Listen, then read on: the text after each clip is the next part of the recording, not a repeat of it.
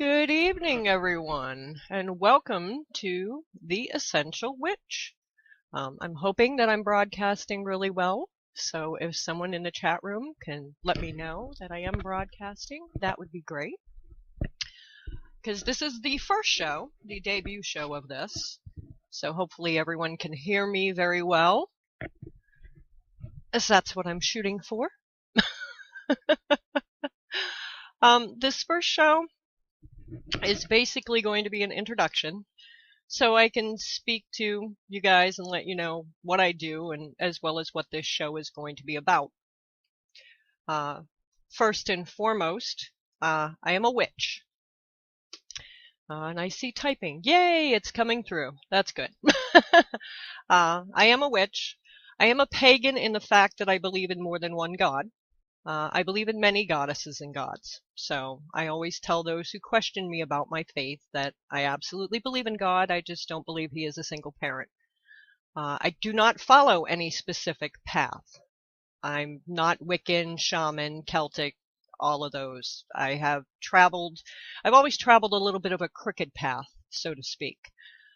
Imagine yourself walking through a forest on a designated path and then you hear or see something off to the side of you with no path going to where it is. Yeah, that's the path that I choose. I make my own paths. That is the start of how I ended up where I am today. I will state that I'm an earth witch and a kitchen witch for the most part. That is what I do mostly. I do work with fae and other magical and mystical creatures. I also do some soothsaying with tarot cards and a pendulum, as well as smoke and flame reading. I do candle magic. I love candle magic. But most of my workings deal with herbs, incense, oils, foods, that kind of thing. So I wanted to start with a bit of a background on the different things you'll be hearing about on this show. To start with, I wanted to explain being a witch and witchcraft a bit. The art of witchcraft itself is not a religious belief. Hi, Onyx! Onyx has made it into the chat room. She's just under Mitchell today. See, if you guys join us in the chat room on the page, you can talk to me directly. You can ask me questions because this is a live show, and I will be more than happy to answer questions. And if I don't get your question right away, bear with me. I will get to it. I absolutely will. As I was saying, the art of witchcraft is not a religious belief. Pagans and Christians alike have incorporated witchcraft into their belief systems, but it is not a religious belief in itself. Witchcraft itself is based on utilizing personal power in conjunction with energies. Witchcraft can be used with the energies of stones, herbs, colors, food, and other natural objects and even what's inside yourself. This is where intent and purpose is used when casting a spell or doing any other magical workings. The magic that I do is not considered light or dark. There is good and bad in all of nature. The friendliest house cat can turn on you and rip you to shreds, just as the mightiest lion can be tamed enough for a human to pet them.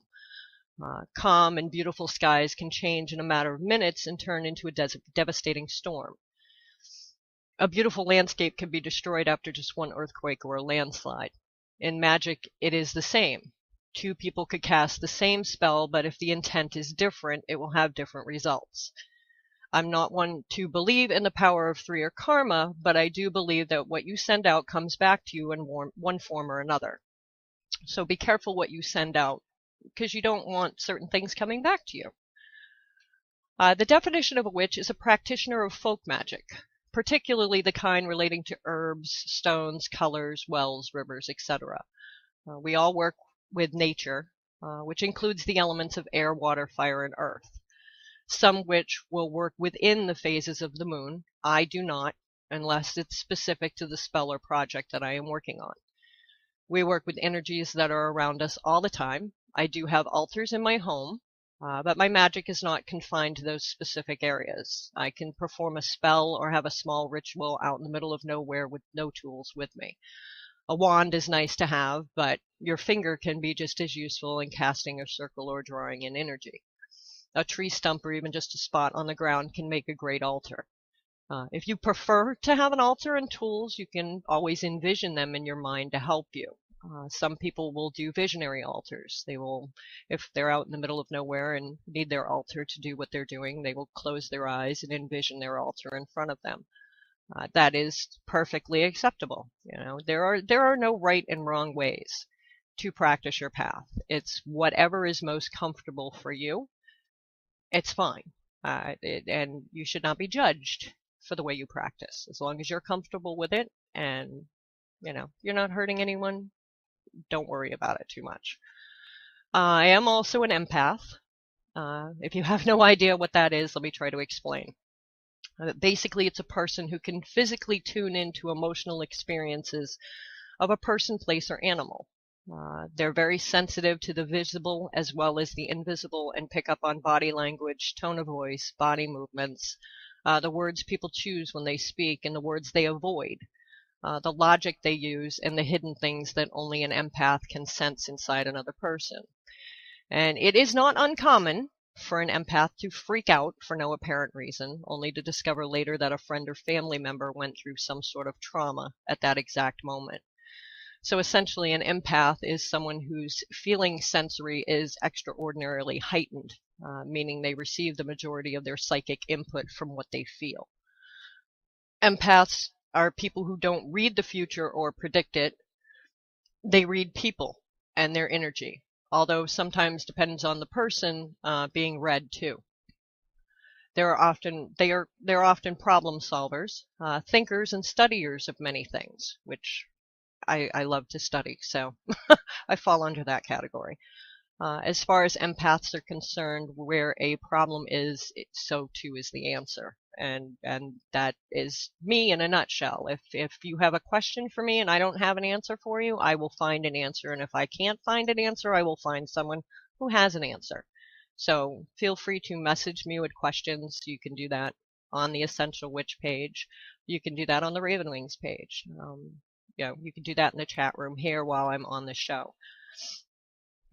They are psychic sponges of the world, soaking up all the psychic and emotional static that other people give off. People being an empath is one of the most common, most challenging of all the psychic gifts. Being an empath and walking into Walmart can be very draining. Being around psychic vampires are also a real problem, and any kind of negativity will wear you down almost immediately. It can actually lead to real health issues. So grounding is a critical empath skill to learn. And I have a few little different ones here for people who are empaths or believe that they are or think they might be. Some have worked for me, some not. So you kind of have to pick and choose. It's a trial and error thing. I have an amethyst stone that I keep with me a lot because it does help me personally. You may have a different type of stone that works, a crystal or something that may work. You just have to kind of figure it all out. Number one, eating. This is a delicious way to stay grounded as long as you pay attention to the food you're eating. You want to pick something that you really like and bring it along with you if you're going out. The process of eating is actually grounding, and so is digesting. So you're less likely to be reading other people in restaurants. And if you start to pay attention to that, next time you go out to eat and you're actually eating, you won't pick up so much on everybody else that's around you. You have to kind of check that out. It's kind of weird. Wearing a crystal. There are many different grounding stones. My personal favorite, like I said, is my amethyst. Others you can go to are rose quartz, lapis, moldavite, stuff like that. When I go out, I pick a pendant to wear even before my clothes. So you want to make sure that you have that pendant that helps you ground with you at all times. And it's good to have it against your skin. If it's a tumbled stone, you can, as a female, if you have no pockets, you can actually put it in your bra. If it's not a tumbled stone, it'll probably poke you. So if you have pockets, you can keep it in your pocket. That way you can touch it with your hand. It's always good to have it touch your skin. Bracelets, necklaces with those stones so that they can actually touch your skin will help. Washing your hands. I get the urge to wash my hands when I go and meet other people and stuff. I don't know why. I feel the need to wash my hands. It is also a great way to make sure that the energy that they have is not sticking to you and keeping your own energy from flowing. Plus, it's not a bad idea with cold and flu season. So, washing your hands is always good. You can use visualizations. Imagine that you're growing roots from the bottom of your feet. The roots keep reaching deeper into the earth. They're flexible too, so you can lift your feet and the roots will follow you. You want to try this at home first, and then you'll be able to do it while you're carrying on a conversation as well. Oils and incense are another great use for this. The use of plant oils, incense, and other aromatics for grounding date back to ancient civilizations. Native Americans still use natural fragrances like herbs like sage, sweetgrass, juniper, cedar, and pine needles to cleanse an area of negative energy and attract positive energy. Sage, especially, is made into bundles called smudge sticks, which give off an incense-like smoke, which is said to clear the air of negative energy. As long as it's 100% naturally derived, any oil or incense can provide grounding. Essential oils are great when you're on the go. Natural incense and resins are great for burning in any room of your house. Water. Water can also be used in a number of ways to help you stay grounded. The options are endless. If you need a quick grounding and relaxation session, take a shower or a bath. Just focus how the water feels on your body. It's kind of like dancing in the rain when you were little and stomping around in puddles. If you live near a body of water, you can go for a swim or just sit near the water and reflect upon your thoughts. Water can also be used as an element in your home decor features. You can try setting up a mini water fountain near your workspace for continuous grounding throughout the day. Excuse me. Meditation and reflection. This one's always been hard for me. I will be the first to admit that it's very difficult for me to meditate. My brain never stops. So it is a difficult process, but I'm told that if I keep at it, it will get easier. So keep at it and it'll get easier. Whether it's nature or the comfort of your own home, taking time to gather, organize, and clear your thoughts is important. It's doubly important for an empath because the amount of unfiltered raw emotions you can sometimes take in. All of the emotions can feel confusing and jumbled with the rest of your thoughts. It's also easy to get your emotions mixed up with those of others. I've had that happen, and it's not pleasant. So take your time to filter out what's yours and own what is yours, and get rid of the rest that isn't yours. If you're feeling emotionally stressed, you can try taking some time out of your day and asking yourself the following questions. How am I feeling? What is going on in my life right now that may be causing me to feel negative? Have I been around any negative people or situations lately? How are these feelings serving me? What feelings can I let go of, and which ones are mine to own? Write down your thoughts if you need to, just to figure out what's going on and why you're feeling this confused. Communing with nature.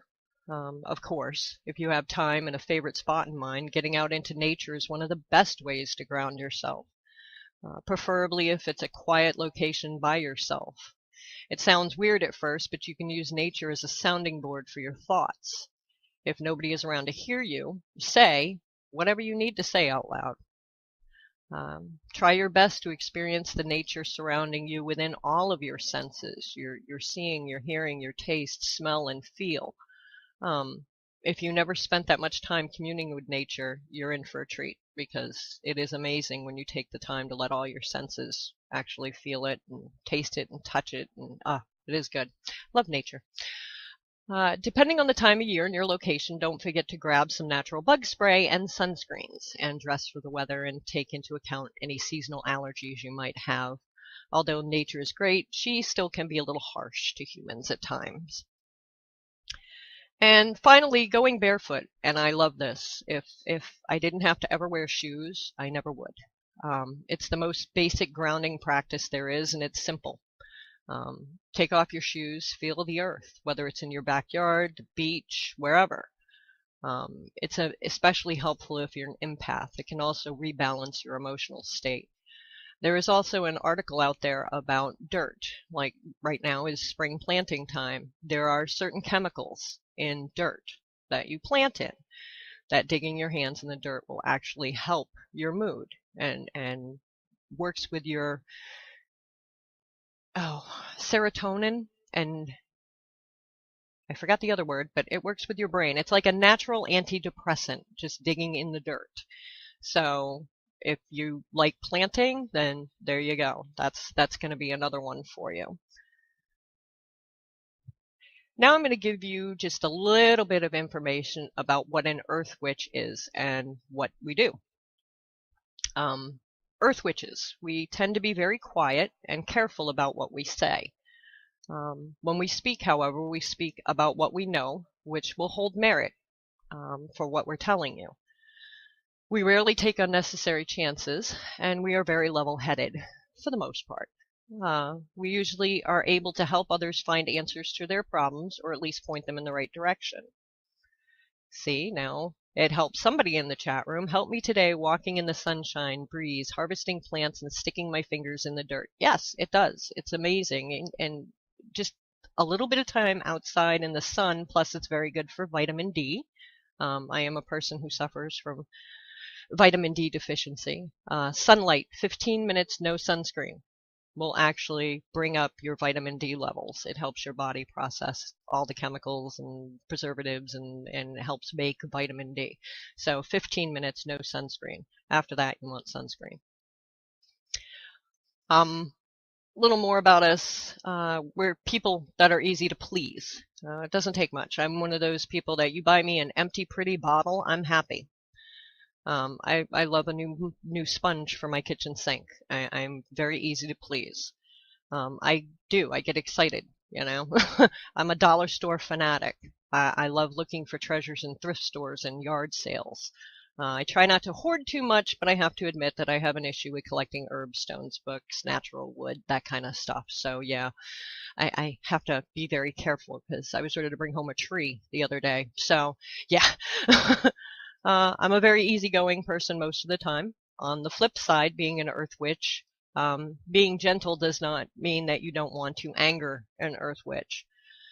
It takes a long time to get one of us angry, but we are capable of utter destruction.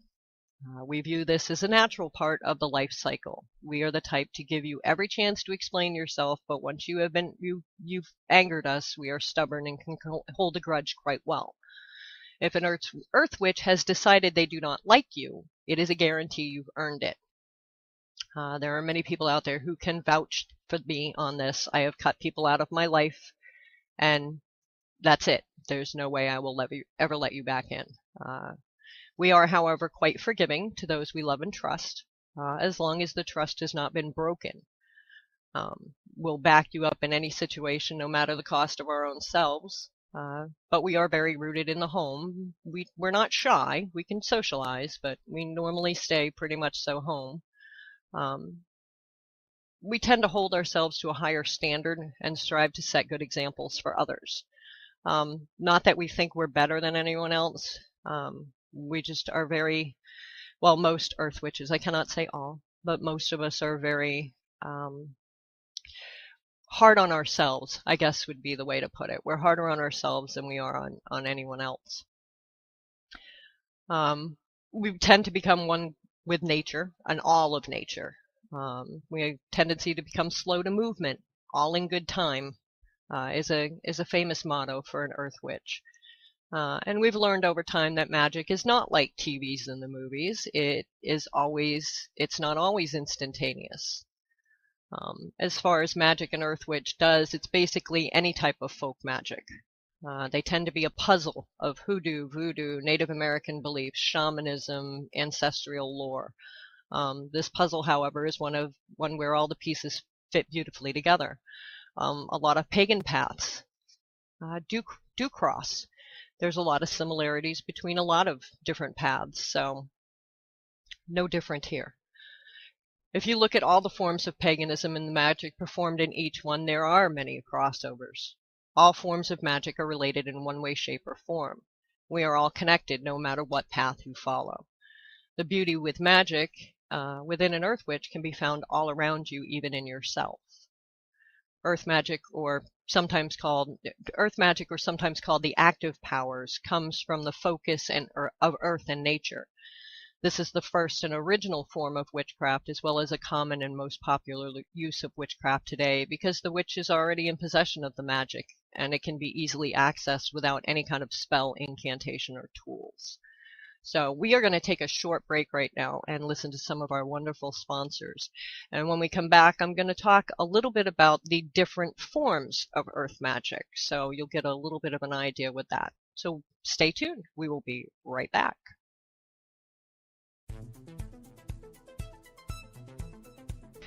Since 2014, the Pagan Business Network has been building resources by bringing together pagan-owned and pagan-friendly businesses. With multiple resources available, it doesn't matter if you're an artisan, musician, vendor, author, publishing company, blogger, podcaster, event planner, or any other organization. We have the resources here to help you succeed. Becoming a member is easy and affordable, even for the smallest of budgets. With your membership, you will get Business Spotlight, which is an article written in an interview style, complete with details and photos. Social media sharing through the Pagan Business Network, a blog roll, a membership card for discounts at participating businesses. You'll also get discounts on tickets to all Pagan Business Network events, and so much more. You can check us out at paganbusinessnetwork.com for more information.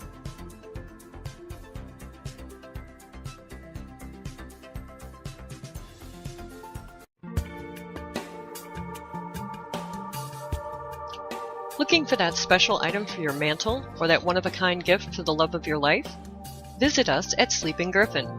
We offer many items from pyrography to metaphysical supplies.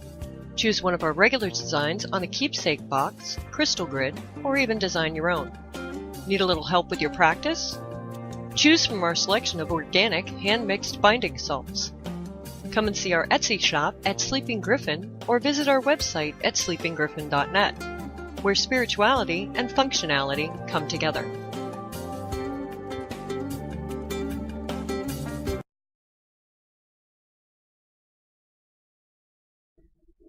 And welcome back, everyone. I hope you enjoyed that little commercial break. You are listening to The Essential Witch. I am your host, Ravenwings, and this is the debut show. And tonight what I'm talking about is just basically what I do, who I am, how I practice, so you guys will have an idea of what you'll hear on this show. I did say we were going to start with, the different forms of earth magic. There are a few. Pyro, which is pyrokinesis. Fire, which is pyrokinesis, is control over flames, fire, or even heat of an object. Fire is associated with strong and bold emotions such as anger, rage, and passion. This can actually be dangerous when concentrating and should be only attempted when you feel comfortable working with fire and you're in a safe area with no distractions. Air, which is aerokinesis, controls over gusts of wind of air, or air. Also used in weather magic. I do a little bit of weather magic, which I'm going to start doing around here because Maine has gotten way too much snow. It's April and we're still getting snow. This is a form that's sometimes used to cleanse an environment as well. Air is associated with whole, strong-willed emotions. Water is hydrokinesis. This is control over liquids and bodies of water. It's not used very often, but it can be used to restore plants, trees, and flowers. And water is associated with calm, soothing feelings. Earth is geokinesis. This is control over minerals and earth movements. This is the most powerful and dangerous magic you can use. This can actually cause earthquakes, tremors, eruptions, and more. This takes a great deal of training and skill. Earth is associated with strength, power, and firmness. And finally, movement. This is telekinesis. While this doesn't directly involve the earth, it does represent all the things moving and continuing. This is the most used magic because it's quite simple and the easiest to learn.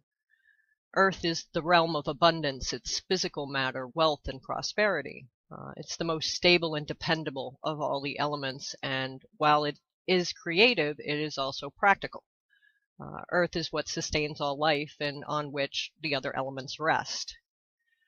There is other things that we use, animals. You can work with ants, bears, bisons, bulls, burrowing animals, all kinds of animals. We work with every kind of animal. Your plants, cedar, cypress, comfrey, dry plants, evergreens, grains, sage, redwoods, patchouli, all your herbs and plants. Your gemstones, which would be azurite, amethyst, crystals, quartz, azures, peridots, all those. Your metals of iron, lead, etc. We do work with goddesses and gods and rulers, such as Pan. I work with Pan and Diana mostly, but I do work with Egyptian goddesses if I have something that has an Egyptian feel to it. I will work with Celtic if I'm working with something that has a Celtic feel with it.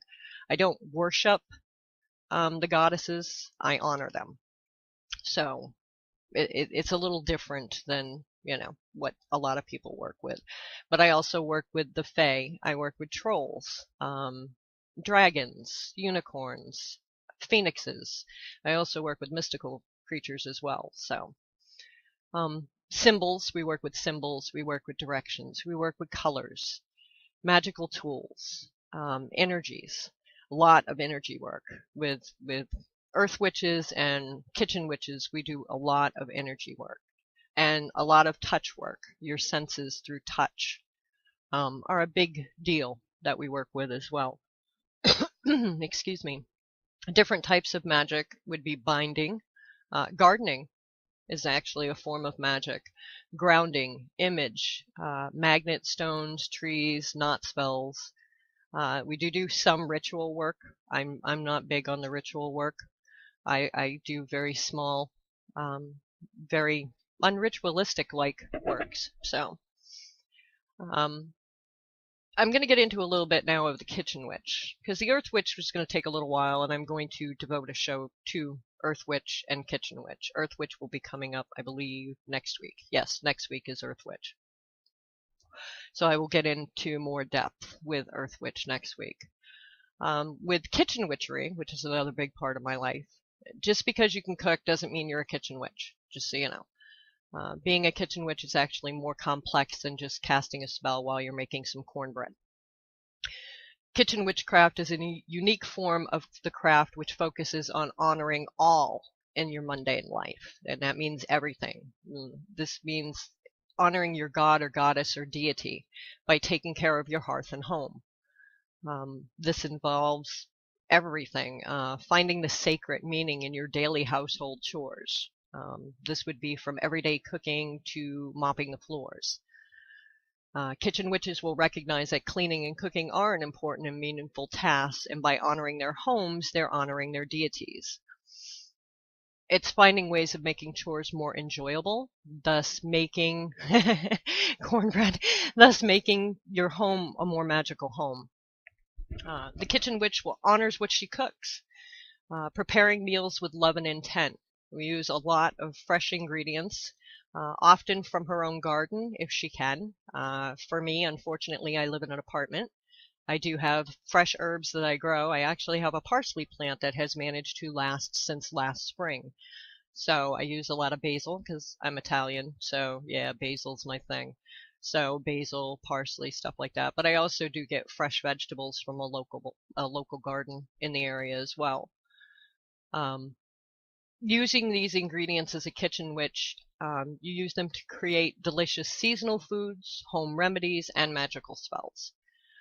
If a kitchen witch can have a garden, she may spend a lot of time in that garden communing with nature and working with elemental spirits, or even casting simple spells in her garden. Most kitchen witches do work with fairies. That's why they spend a lot of time in the garden too. Kitchen witch is attuned with the seasons as well, and the elements of nature, just like an earth witch. They tend to grow and eat foods in the season to honor the wheel of the year by making festivals, solstices, and equinoxes, although they don't normally adhere to a specific rule or ritual. I will teach you how to grow basil, Terry. I will absolutely teach you how to grow basil. My basil does awesome. I can give you tips for that. I will get with you later. We're going to be talking Sunday anyway. um, for example, a summer solstice festival for a witch could just be a barbecue at home with a fruit salad of seasonal fruits and some vegetables from the garden and a pitcher of sangria with just a few friends and family. Many kitchen witches celebrate a particular festival or season by decorating their home with natural objects and cooking a seasonal meal. I do seasonal meals all the time. Yeah, cleaning the toilet never does really feel magical, but you can actually work it in. It can actually, it's funny because we were talking about that yesterday, Onyx Moon and I. You can actually make cleaning the toilet a magical experience. I'm going to get into that on show 3. Trust me, there's a way. I had 5 kids, so you can imagine what my toilet was like, especially considering 3 of them were boys and a husband. So yeah, I've found ways to make cleaning the toilet magical. Most kitchen witches are creative in the home. They'll make their own decorations, practical items, stuff like that. Many of them will learn old crafts like weaving, spinning. I do crochet and I do knit. I do sew. I do paint. I do some wild crafting. Embroidery is not my thing. I just can't do it right. I end up stabbing my finger, and I don't use blood in many of my spells, so I feel the need to stab my finger. Most spells for kitchen witches will involve food, obviously. Even the act of preparing the meal is seen as sacred and can provide a ritualistic basis for focus and intent. Yeah, 5. Ugh. Spells for prosperity, harmony, abundance, and health, yes, I can speak, are carried out while they're mixing ingredients. Casting magic with candles, needle and thread, or natural objects are other methods, along with divination and weather magic. So weather magic does come in between earth witches and kitchen witches as well. It is a very solitary path. And is very good for those who have interests in their homemaking, cooking, gardening, crafting, and things to do with the natural world. If you're into that kind of stuff, kitchen witchery might be something you would like to learn more about. A witch that may want to keep her practice secret may use kitchen witchery as a way to still be able to practice, but to not be obvious in what he or she may be doing. So for those of you who are still in the closet, and have not come out for whatever reason, whether it's, fear of, losing your job or your children or your life in general, because the stigma is still there. This is an actual great way to be able to practice without people knowing that you're doing it. As far as the tools used by a kitchen witch, they're a bit different, yet still the same. A kitchen witch will have tools that they use just like a regular witch, but they may be used in a different way.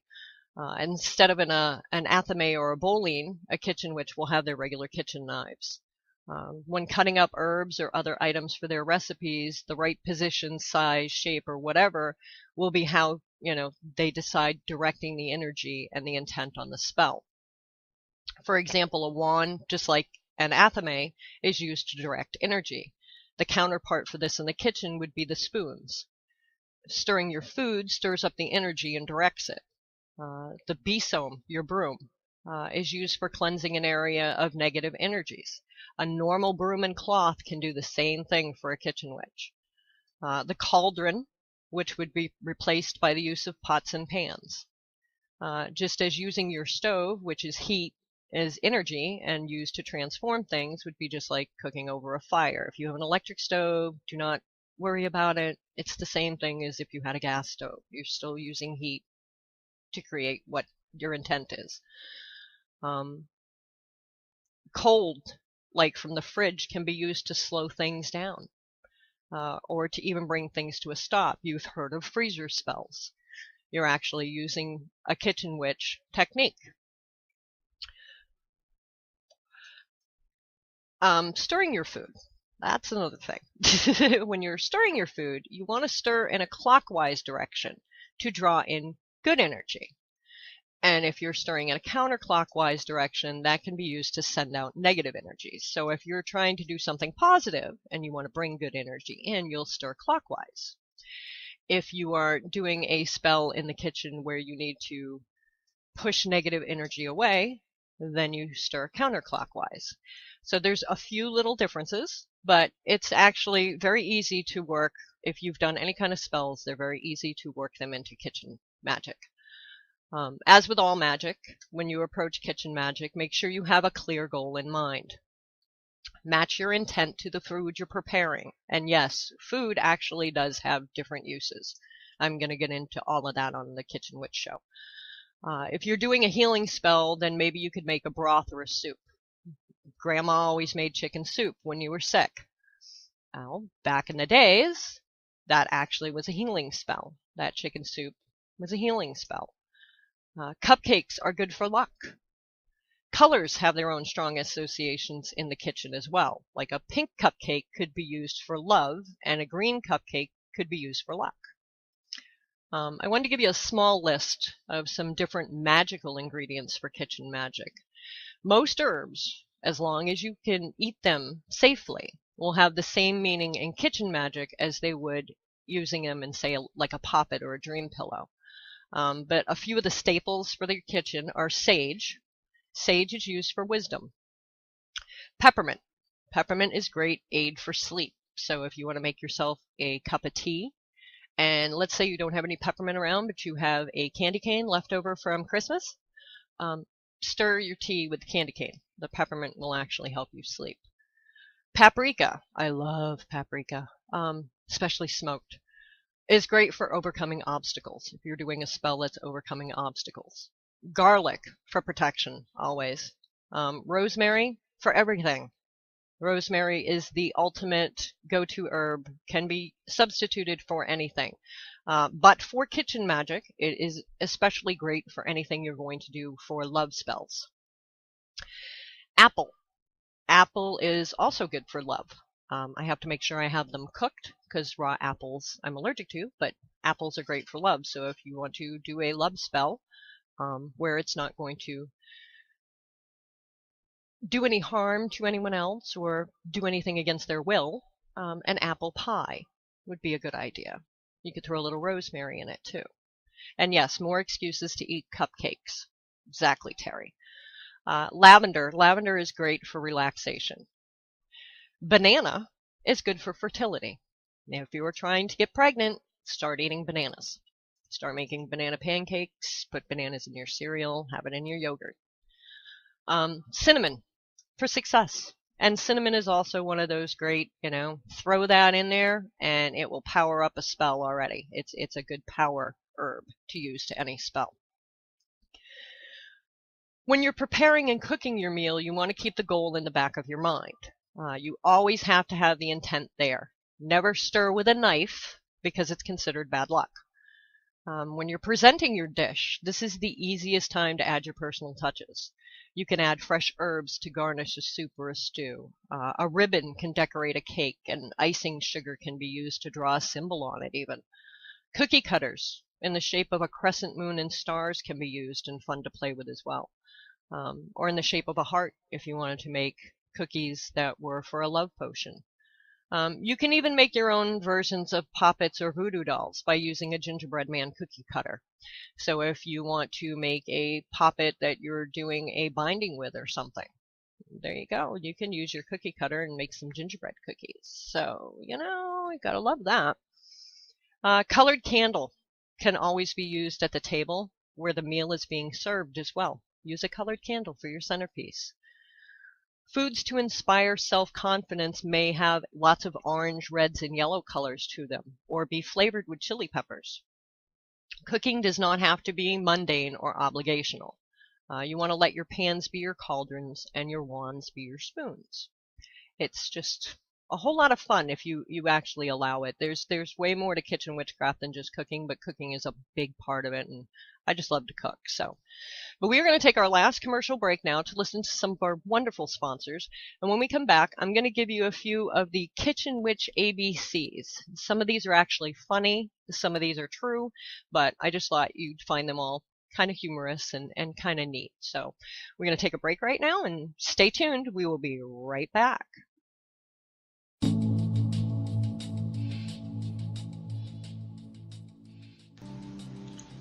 Are you looking for something special?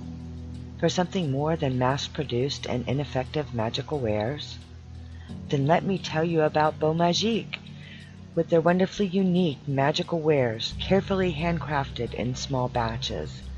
From her charged waters using artisan well water gathered under the full moon, to their authentically crafted conjure and anointing oils, powders, and more, all handcrafted by Reverend Terry Brookins, using old and new recipes and super secret sources to be able to share her own brand of magic with everyone. Visit beaumagique.com. That's BEAUXMAGIQUE.com. Visit today. This is what you've been looking for.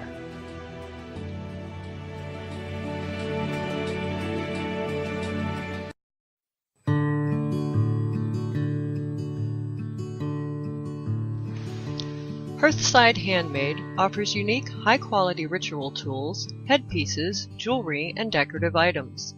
Each piece is individually handcrafted with reclaimed metal, bone, wood, and stone. You can check them out at their Facebook page at www.facebook.com/Hearthside Handmade.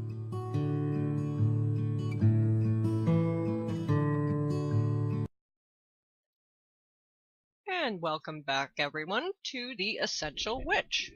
And we have been doing this debut show about a little bit about earth magic and empaths and kitchen witchery, but it's going to get a lot more interesting as we go along. Next week I will be talking about earth magic in more detail. The week after I will be doing kitchen magic in more detail.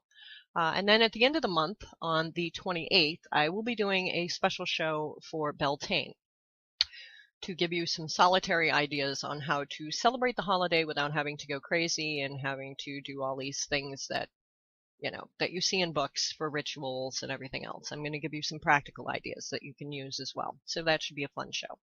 And then next month we will have a hoodoo show. So should be a good time. You guys have to stay tuned every Thursday night. Come and listen to me ramble. So here we go. Here are a few of the Kitchen Witch's ABCs. Before you chop your vegetables, you want to offer thanks. That's just a common thing. I mean, even if you're going to be harvesting your plants, you always want to ask permission first before you harvest a plant. You never want to take more than 2/3 of a plant so you don't kill it. Don't take the roots. The roots are what kills the plants, unless you have to, if it's an absolute need. But if you do have to do that, try to replant the plant, another plant to replace it. Always stir in a clockwise motion, unless you're trying to dispel negative energy. Cut mindfully and gratefully. Be thankful when you have the vegetables or the meat or whatever it is you're cutting up. Be thankful you have it. There are a lot of people out there that don't. So be thankful for what you have and grateful. Do all your preparations in a loving spirit. Do not try to do spells or cook when you're angry. Not a good idea. Energize your food with good thoughts. You can do this with plants as well, helping plants grow. I will be talking about seed blessings and stuff on how you can do seed blessings for your seeds in an upcoming show. Feast gratefully. That does not mean you have to say, grace before you eat. But be thankful. It's back to the be thankful thing for what you have. Give and share what you can spare. And that does not mean just, okay, I've made some food, I'm going to leave some out for the fae, or I'm, leaving this out for my goddess, or whatever the case may be. If you have more to spare, and you have a place that you can donate, or if you can help out in a soup kitchen, or whatever you can do to help out your community and others, do it. You know, that is a big part of it. I volunteer over the summer to help with our local vegetable garden. They pass out free vegetables that were grown in the garden to anyone. It does not matter what your wages are, how much money you have, it doesn't matter. They want to see everybody eating healthier. So they do a little cooking show that lasts about a half an hour. And then they pass out free vegetables for everyone. And I help out with that every year because it's just good to see and know that people are eating better. Home and hearth are sacred. Um, I do not cast circles. I've never been a circle caster. I've never had the need to do that. I can protect myself. I work with a protection over myself, which I'll get into in another show, but it's very difficult if you're doing kitchen magic to do a circle around your kitchen. So just remember that, you know, your home and your hearth are sacred. Negativity stays on the outside of my door. If you come to my house and you're here negatively, you're not coming in. Negativity stays outside. My home and my kitchen are sacred. These are my sanctuaries. I love to be able to come home. That's a big deal for me. Make sure that, you know, your kindness shows when you're serving food. Yes, and circles really aren't for everybody. A lot of people don't do so. If you do, great. And if you can find a way to do that in your kitchen magic, more power to you. Me personally, I can't do it. Love goes into every dish. Make sure that you have some sort of love, even if it's friendship love, going into that dish. Love what you're doing. Enjoy what you're doing. If you're not enjoying what you're doing, the love is not going to be in that dish. Always be mindful when you're gathering ingredients. Don't be greedy. Just take what you need. No wasting. You want to recycle. You want to compost. Feed the animals. I mean, I have a backyard, thank the gods, that's woods with a little river that runs behind us. If I have extra food, I can put it out there. The animals out there will be more than happy and enjoy it. So I just make sure I put it far enough back. That way, if there are skunks, they're not up by the house. I like all animals, but skunks, not so much. Open your senses. You want to make sure that you're working with all of your senses. You want to enjoy your surroundings. You want to play as well as work. Don't make everything so hard. You know, we were talking about the toilet being horrible to clean in the bathroom. Throw on some music. Dance around your house while you're vacuuming. You know, who's going to say? And if they do, who cares? Give them a good show. I mean, I've been seen singing in my car. I don't care. I don't care. I'm having a good time. You know, enjoy it. Make it just as much play as it is work. Quench your thirst. You want to always make sure that you're hydrated. That is a big deal for a kitchen witch. We go through in this house 3 cases of water in a month, and these are the 35 packs of water. We go through 3 cases plus per month. I drink a lot of water. Resolve to be grateful and waste not. Make a resolution for yourself. Start to smell fragrances and anticipate flavors. That is a great, great, great, great way to work as a kitchen witch. Use those herbs. Smell those herbs. You know, start to learn what an herb is without even reading the package. If you can smell an herb and tell what it is, it's just an amazing thing. I love basil, any kind of basil, and there are several different kinds you can grow. And I love the smell. It's the smell of the basil. I have parsley that's so strong right now of a smell. You can actually smell the plant. And parsley is not normally a very aromatic plant. But if you take the time to learn what each one of these smell like before cooking and after cooking, it's really kind of neat. It's a whole lot of fun. Use your utensils carefully and then clean up. Always keep your knives sharp. You want to keep your knives sharp. Very, very sharp. And be careful with your fingers. Be very careful when you're cutting. Value the time spent with your loved ones. You know, you never know when they're not going to be there again. So anytime you get to spend with people you love and care about, and that's not just family, that's friends as well. Value that time because they could be gone tomorrow. When possible, grow and harvest your own food. Obviously, that's a great idea. We should all be doing that. Extra food is for creative recombing, or as I put it, the leftover thing. Roger will ask me, "What are we having for dinner?" I'm like, "Don't know yet, but I'm working on it." You know, it's the kitchen sink. It's whatever I find in the fridge. I throw it together. I make something out of it, and it normally comes out really good. I've had a couple that I had to throw away, but other than that, they came out really. There was a couple I wouldn't even feed to animals, but for the most part, start to use your creative senses. You'll learn that you can mix things together that you never thought you could. Yearly rituals and feast building traditions. You can start building traditions, your own traditions, whether it's just a family barbecue that you throw every year. Just make it your own, make it your ritual. You guys get together for Christmas or Yule. You can do something with that and make that a tradition. My kids, after they grew up and moved out, they all have families of their own now. So we do it before Christmas, and I'm Italian, so we do the Feast of the Seven Fishes. I would make the Feast of the Seven Fishes. We'd have 7 different kind of fish. The family would get together the weekend before Christmas, and we would all exchange gifts and do our thing. And that way on Christmas Day, they could go to their significant others' families or whatever the case may be, stay home. Build your own traditions. They do not have to be built around the wheel of the year, the calendar. Build your own. Zestful living in every area should be your goal. You want to love every aspect of your life. Don't get me wrong, you're going to have days that are just like, oh, but try to make every aspect of your life enjoyable. Other ways you can bring magic into your kitchen. This would be as you become more aware of what it's like to live magically and more in tune with your own actions and activities.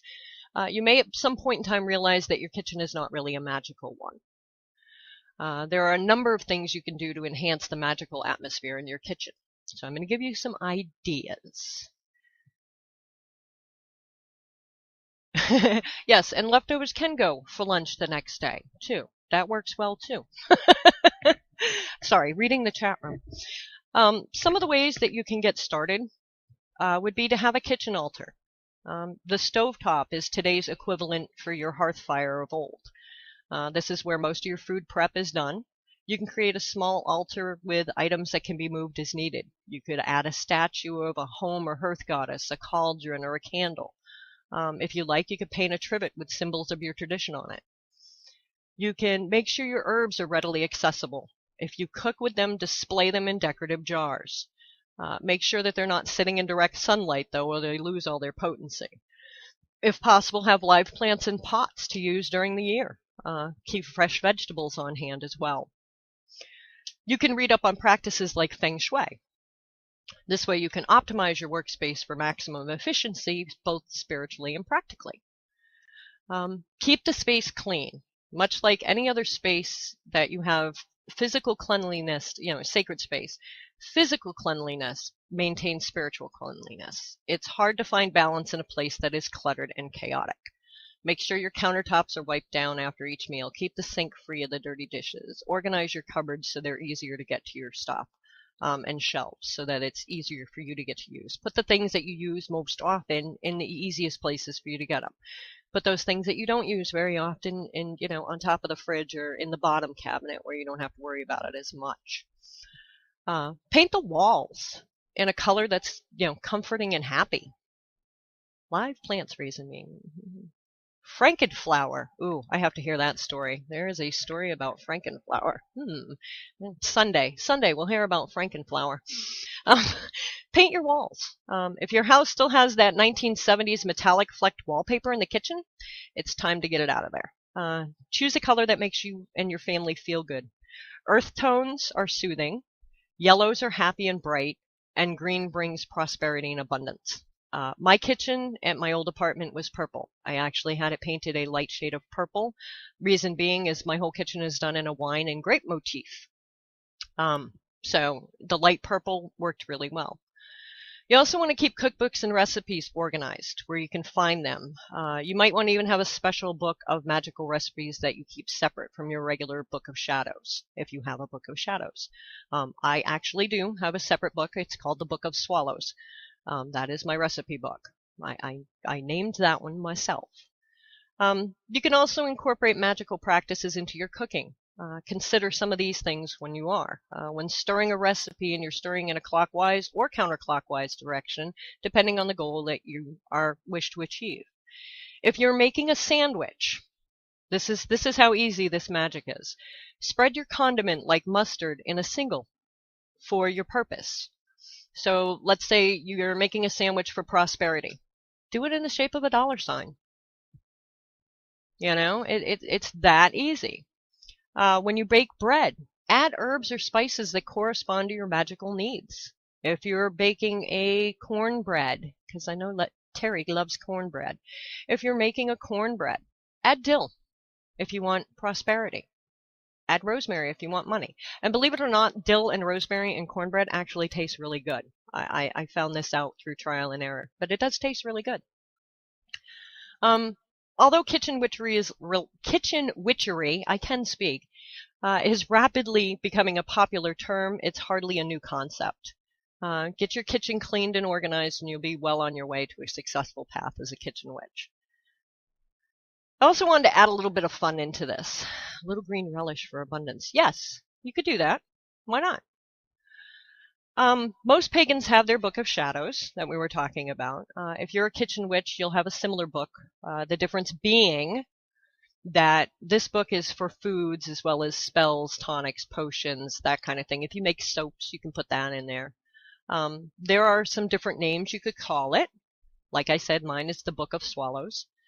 You could call it the Book of Hearth and Home, the Cauldron, Cook of Shadows, magical recipes. I mean, those are just a few that you could, a few different names you could use for it. So with that being said, I'm hoping that you will have some kind of an idea now what this show is going to be like. I'm going to be talking a lot of herbs, food, gardening, tools, fae, kitchen witchcraft, earth witchcraft, and all different kinds of magical other things. Tonight's show was just to get a bit of an explanation for the way that I practice so that you would know what to look forward to. If you have questions, you can, there's a ton of ways you can get a hold of me. I do have this show page on Facebook, The Essential Witch. I have a public figure page, and that's Ravenwings. That's for my public figure page. You can actually contact me there. You can message me there. I have Walking the Crooked Path, which is the show that I do on Sundays. That is a page there that you can get a hold of me there. Plus, I have Raven Shadow Crafts, which is poppets and other stuff that I make. That page, you can message me there as well. So there are plenty of ways to get a hold of me. Never fear. And if you have questions, by all means ask. If you have a show idea you'd like to hear, ask me. If it's not something that I do, I'm sure I can find a host on here that would be more than happy to do a show on it. Message, PBN themselves if you have a show idea. I'm sure that, we will all get together and get that show on for you. Yes, see? And I have in the chat, if you are in the chat room, you can get the link to the page right there. You are going to get seasonal shows from me as well. So the next seasonal show will be for Beltane, which is happening May 1st in the Northern Hemisphere where I am. On my path, I am completely solitary, so I do not do a full ritual.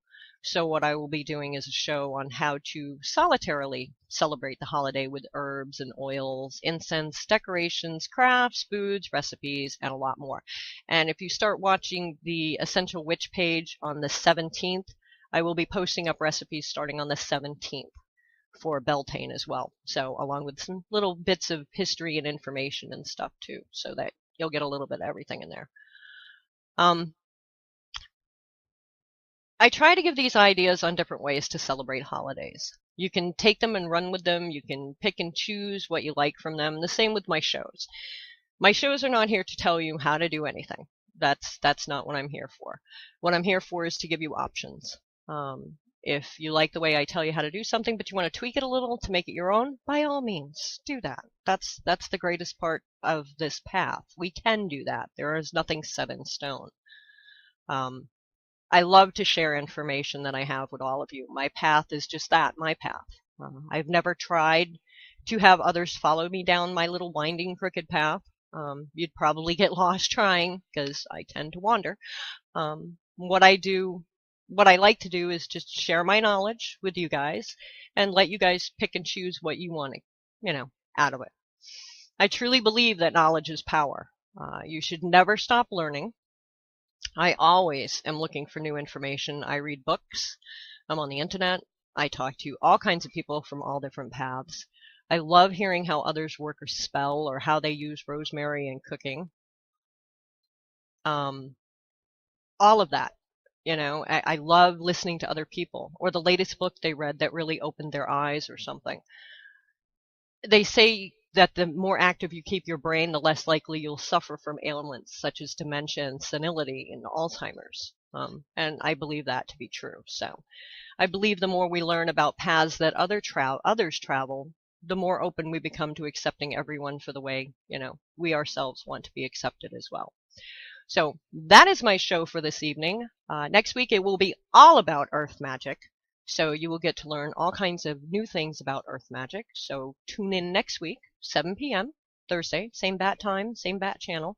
And I will be here just blabbering away all over again.